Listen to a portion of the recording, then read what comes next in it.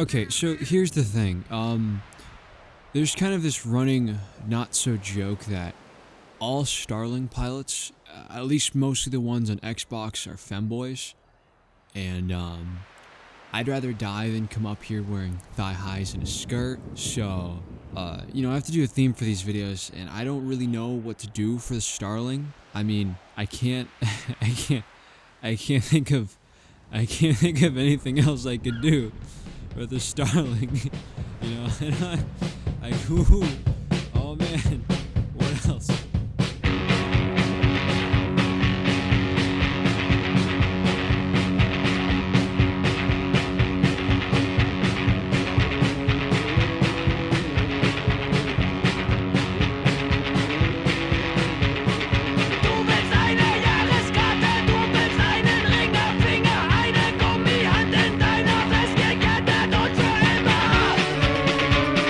Okay, sorry to pause the intro. I just need to make this really clear. Everything that the German government did from the year 1934 to 1945, I don't agree with.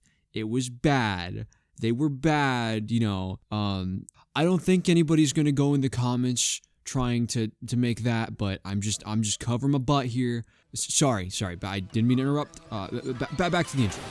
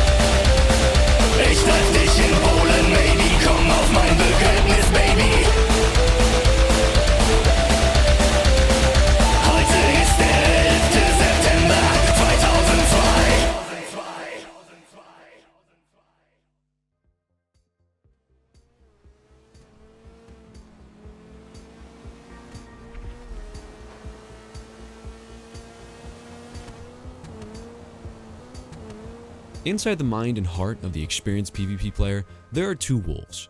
The first wolf craves balance. It is the desire for everything and every item in every playstyle of the game to be viable in their own way. You will always stand a chance, and you'll never have to face quite impossible odds. But the second wolf isn't really a wolf. It's the masculine urge to face overwhelming odds in a flying shitbox with wings. It is the age-old duality of, I don't want God mode speedos to be in this game because they are nothing that the average player should be expected to deal with, and they just shouldn't be in the game because they are a glitch. But at the same time, if they didn't exist, I wouldn't get the satisfaction and dopamine rush of defeating them using only my wits and experience.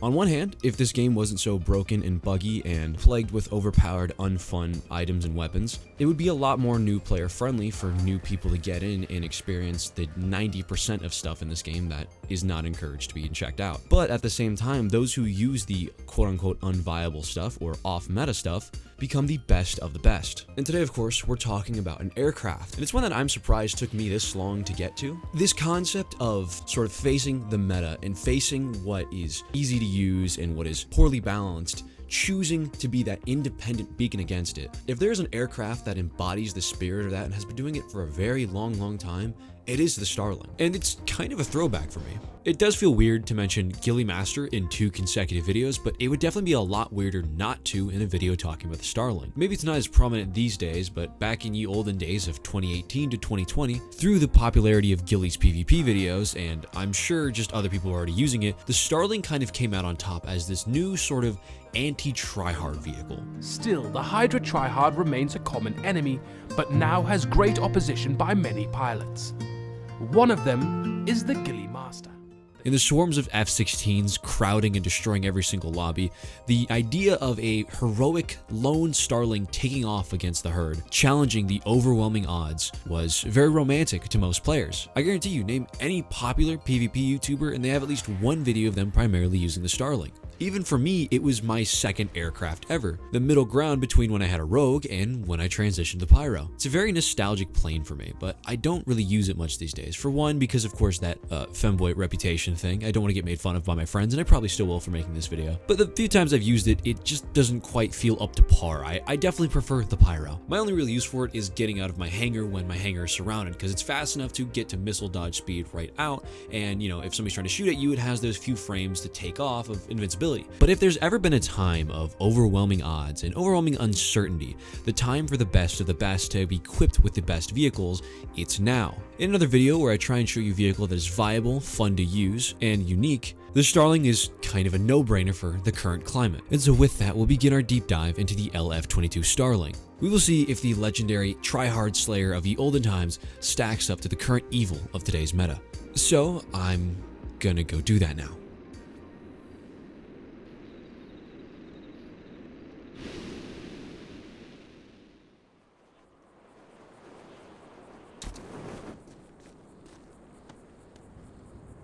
So we are running into some issues. Don't get me wrong, the Starling is still a good plane. It is a very well-renowned turn fighter, and it lives up to that. It has extremely tight turn circles. The problem is that for all that performance, it is very unwieldy. And not like Rogue unwieldy where the rudder's just a little jittery, it is very uncomfortable. Even in just testing, I would very often in like actual fights just kind of get frustrated, and as soon as I go to my Pyro, it's night and day. Take this clip where I'm going after a God mode laser, and in those critical first few frames to try and get the shot on, my crosshair is just all over the goddamn place. Versus basically the second I get a proper gun sight on with the Pyro, that thing's dead. One of the benefits of consistent speed is stability. Imagine trying to aim a gun while you're in a car that's going stop, go, stop, go. Even the bombs are awkward. Like when you try and drop a bomb, it can bounce off of your landing gear, which I have never heard of before. But truly the biggest thing for me to harp on is speed. Having a finite throttle means that everything you do is basically off of like an Elden Ring energy meter. Even just the basic thing, movement. Now, when you accelerate in the Starling, it is the fastest aircraft in the game. Great, that's awesome. The problem is that gets you basically nowhere. The Starling's ability to cross the map is so bad that a laser can literally outrun you and ignore your missiles.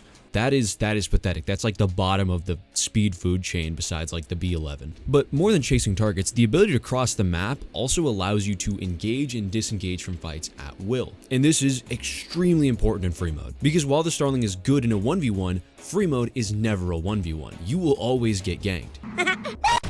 Now in a fast plane, you can pick your arena, fight up high so that way, you know, someone on the ground can't support whoever you're fighting, fight them around buildings so that way you can break up the groups or, you know, fight them at distance to spread out the groups. Pick somewhere where you can build your own advantages or where your allies can support you. The Starling can't really do this. Once you're in a fight, you're kind of locked in. Especially because 9 out of 10 times, if there's more than one enemy, one of them is spamming missiles at you, and the Starling feels like you have to get rid of the entire fucking thrust bar to get away from one missile. And whenever you're low speed, your cockpit might as well have a bullseye on it. Overall, this is an aircraft that's good when all the cards are in your favor, but that's like anything in the game that's above decent. When it comes to that higher level though of taking on overwhelming odds, the Starling just doesn't feel as competitive as other planes I like. So overall, it's just not that impressive of a plane. Or is it? Is this really just another overhyped plane used by YouTubers? Or is this a skill issue and I need to kick my butt into gear to learn how to truly Starling? Well, obviously, there's still a lot of playtime left in the video. So, on that, we will begin the next phase. We will begin our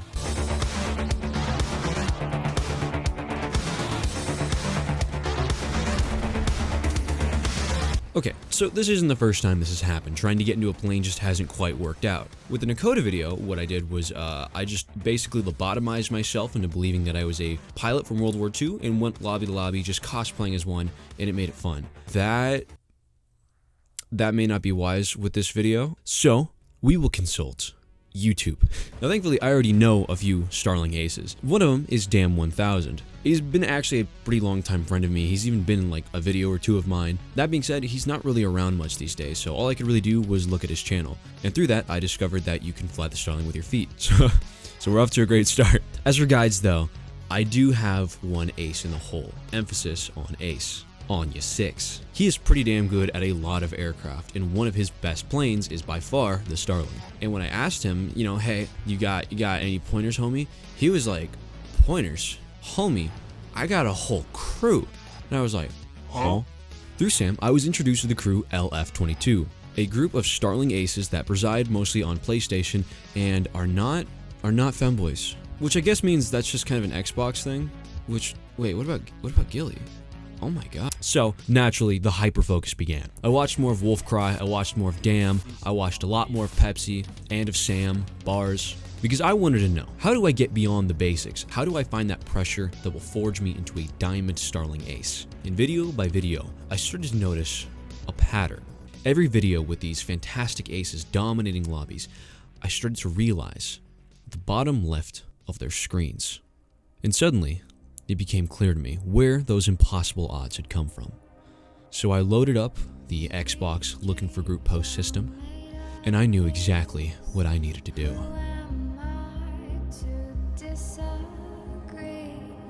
Travel the world and the 7 seas. Everybody's looking for something. Some of them want to use you. Clear the air.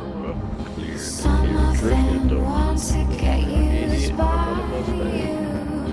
Some of them want to abuse you. Some of them want to be abused.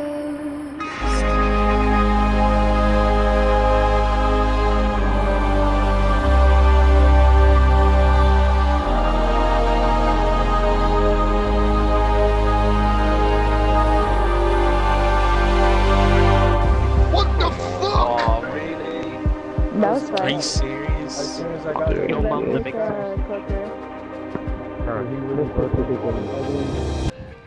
Do you think God will forgive us for the things that we've done?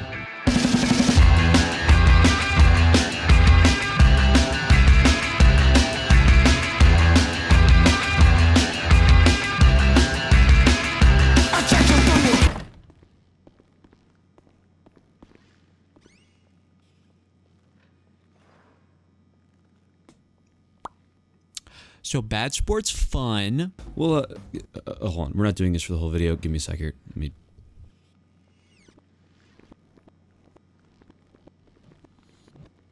Oh, this will be better.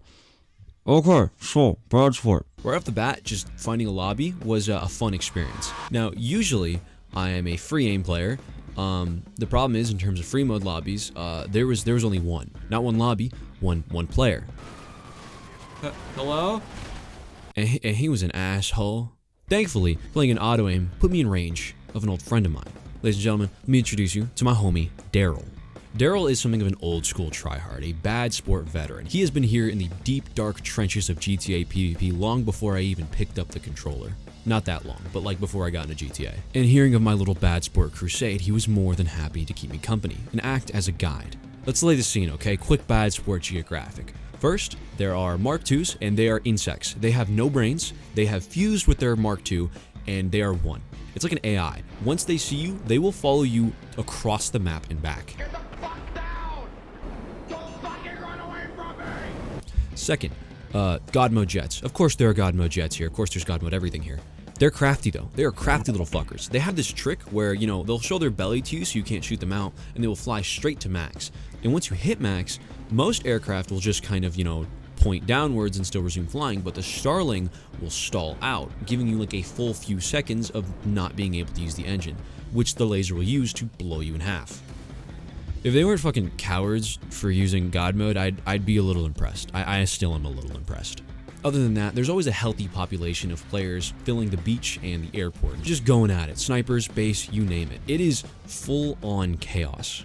And naturally, all there was to do was dive into it. And fighting in BADSPORT actually turned out to be one of the most profound experiences I've had with this game. I'm a bit of a perfectionist, and I don't think that's unique to me. There's definitely a culture in the game of not dying, being up on people, getting out of deaths, and squealing away out of it. Even I'm guilty of this to a degree. Being in a pyro, you use the fact that you can get away from fights to your advantage. But while this is definitely good in a long-term, I really want to win sense, in terms of actually getting better, what tends to take is essentially throwing yourself at the chaos and seeing what comes out the other end. And in the Starling, I learned that the hard way, but not in an unpleasant way. Oh, that sounds... that's what she said. As we've established, even getting better at it, you can't escape fights, and BADSPORT is a constant hellhole of fights. But I decided to just, well, lock in. I got into sort of a pleasant groove. Engage, kill, die, warp. Engage, kill, die, warp. In BADSPORT, no matter what, you're eventually going to die. You can't escape the scorecard. These players will eventually orb you if they feel the need to. But really here, it didn't bother me at all. In fact, it was actually kind of easy because I could just find a new session, and since BADSPORT's so small, I'd end up in the same session, but now in my hangar. So, a lot easier than warping.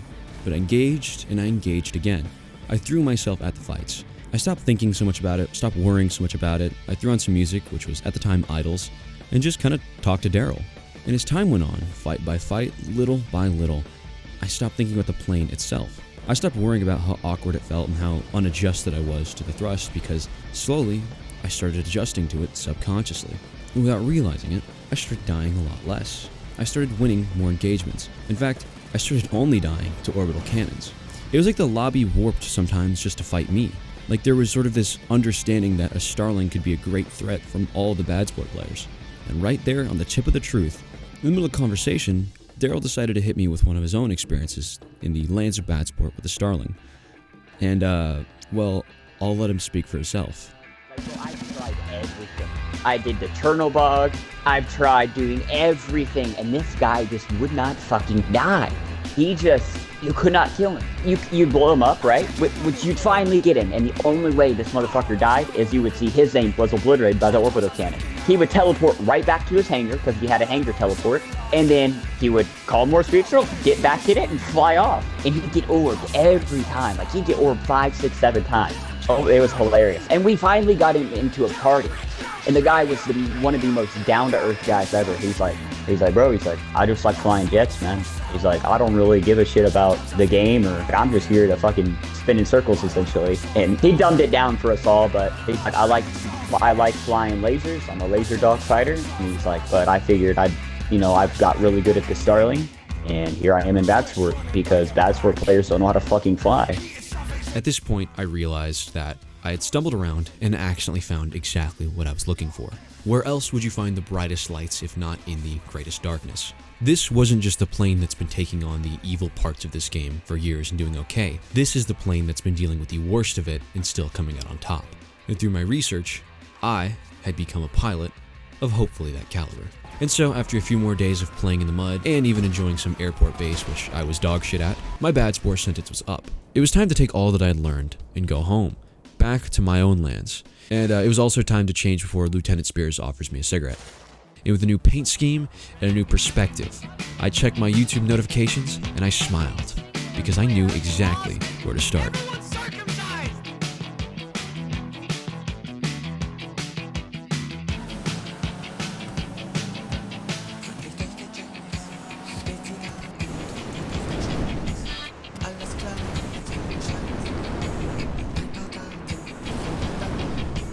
What do you guys want to see, chat? A race or a stand your ground? Just a race in my chat. No, there he goes.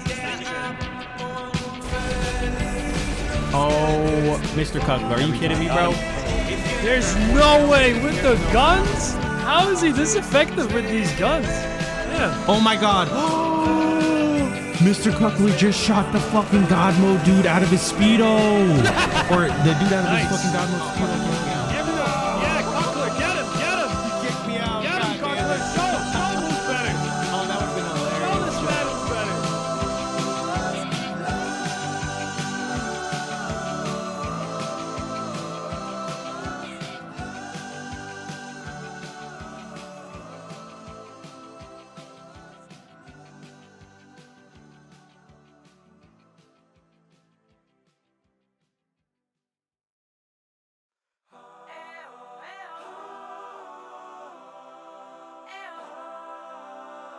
Alright, so how do you Starling? Well, okay, I'm not going to say everything because I really think you should support these guys and watch their videos. That being said, I really want to talk about it, so let's learn something. First, how do we equip the Starling? Well, it's pretty normal. Max handling, thruster upgrade, rockets. If you want to paint job this thing, Pepsi and his homies recommend black on top, chrome on the black on the bottom, chrome on the top. There's just something about chrome Starlings, I guess, man. So for countermeasures, really just chaff. As for the bombs, no. Standard bombs are the best way to go still. Clusters have gotten a little bit of a buff on next gen, and I was using them in this lobby, and it's great for blowing out people's eardrums. There's no sound whatsoever. Jesus Christ. Right, so a quick rundown of the Starling. The Starling is something of an air defense fighter. It gets up in the air quick, it's got a small target, it's hard to visually track because it goes from having the tightest turn circle in the game to being the fastest in the press of a button. The machine guns are god tier. They're not quite nose mounted, but they are damn near close enough. You also get rockets, which first come out on the right side for some reason, contrary to every other plane in the game, but I got used to it surprisingly quickly. And you'll generally want to be using these for ground attack. Bombs can be very helpful against armored targets, but when it comes to shooting people on foot, you generally want a high angle of attack. Now, thrust is a difficult thing to deal with because you have to burn a lot of it. You generally want to go in an upwards corkscrew when there are missiles coming after you. This will get you out of the plane where the missiles are coming from, say it's a Deluxo or something like that, and then you can recover your thrust when you're above it and safe. The best way to recover thrust is to go literally as slow as possible. I would recommend essentially just trying to fly backwards or point directly up, hold the brake, and try and level yourself with your rudder. And the speed control is actually pretty normal. Just brake when you're pointing down, throttle when you're pointing up, just that simple. And you know, actually, one thing I really did learn, which I thought was really dope, if you're dealing with a large group of aircraft, try and deal with the back of the pack. It'll keep them all trying to turn and face you. And that's it for all I'll say in here. The Starling is genuinely fantastic. I know things are bad in GTA right now, but hey, as long as there are some morons who still want to go in there and try and fight normally, who would do such a thing, I salute them, even if they're in the girly plane. Because I fly the girly plane now too a little bit.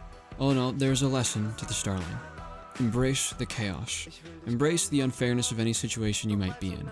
Sometimes you just gotta roll with the punches. Sometimes you just gotta let the chaos melt away and try and fight your way out tooth and nail. And there's no better aircraft to do that with than the Starling. And that about wraps up our video, which took a very long time. And I definitely haven't spent 4 months making this video.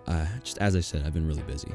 But you have all been fantastic, and there's a lot of you, and there continues to be a lot of you, and I'm scared of people, but you guys all being here and supportive has filled me with an enormous sense of purpose that I will carry throughout the rest of this year and beyond.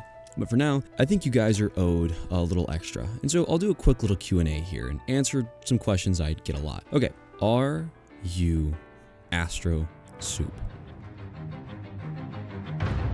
No. But I'm a big fan of his. I've been a big fan of his for a long time. I think I found him when he was like 3,000 subscribers or so. We're not personal friends or anything like that. I think I've had one chat with him and it was pretty cool. But other than that, I'm afraid I never knew the guy. I really hope he's doing well these days. I mean, he was massively talented and I hope he's doing something with all that talent. In terms of my content in relation to his, of course, he was a massive inspiration on me.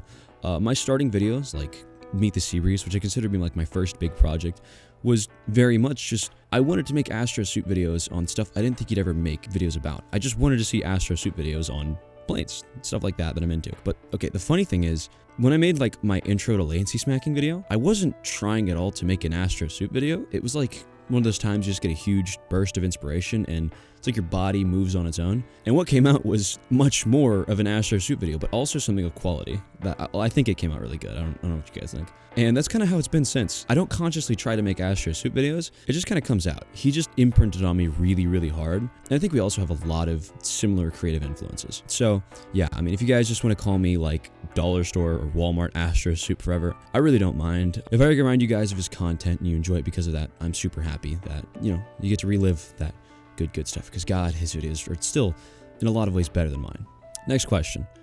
What are you going to do about GTA 6? Okay, so I'm not really excited for GTA 6. This could be a whole video on its own, but overall, I don't have a lot of faith that the next game is going to be anything like what I liked about GTA 5. This is such a crazily unique game that I fell in love with despite its many, many flaws, and I'd rather direct my efforts into trying to fix it, at least just in terms of GTA. I do overall plan to move my content away from just being GTA, which is a hard thing to do, but it'll be a transition, and you'll notice some change in my content, but it's change that I really think you'll like. But no, I don't really plan to get that big into GTA 6, unless it's good which, hey, cool. If I like it, but I don't think I will. Anyways, that about wraps up the Q&A. Thank you so much for watching. Thank you so much for being here. Have wonderful nights, wonderful days. God bless you beautiful goobers. Oh, and I should be streaming here pretty soon. I don't have a set date from when this video comes out. Just plan on like the Saturday, the next Saturday from when this comes out. And if this comes out on a Saturday, it'll be on Sunday. Or I'll let you guys know. Okay, things are messy right now. But I'll figure it out, okay? I'll figure it out. But from here, we should be getting back to our regular upload schedule. So, yeah. Catch you guys later. Peace.